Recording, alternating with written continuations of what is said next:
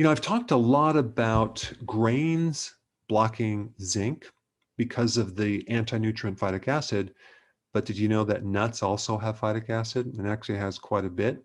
Of course, most people consume more grains than they do nuts, but the anti-nutrient phytic acid has the ability to bind with zinc and block it from being absorbed in our bodies. It binds with iron, phosphorus, magnesium, calcium, chromium, copper, and manganese.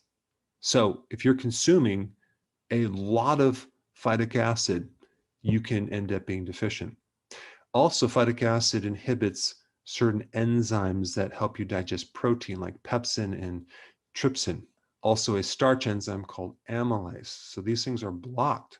Now, let's say, for example, we had 100 grams of nuts. Brazil nuts take the lead with the most phytic acid. It has 1,719 milligrams of phytic acid. Then almonds with 1,400 milligrams. Then walnuts with 982 milligrams. Peanuts with 952 milligrams of phytic acid. And then we have hazelnuts with 648 milligrams of phytic acid. And so there's quite a bit of this anti-nutrient in nuts. So what you need to know is there are ways to reduce phytic acid. Number one, just not consume as much. Also realize that your own gut has certain microbes that can make the enzyme phytase that can break down phytic acid. Okay, so that's good. So you might not even have any issue with this at all. But if you germinate your nuts, that means you soak them overnight, dry them out, and consume them. You're going to reduce phytic acid. I talked about this in my book.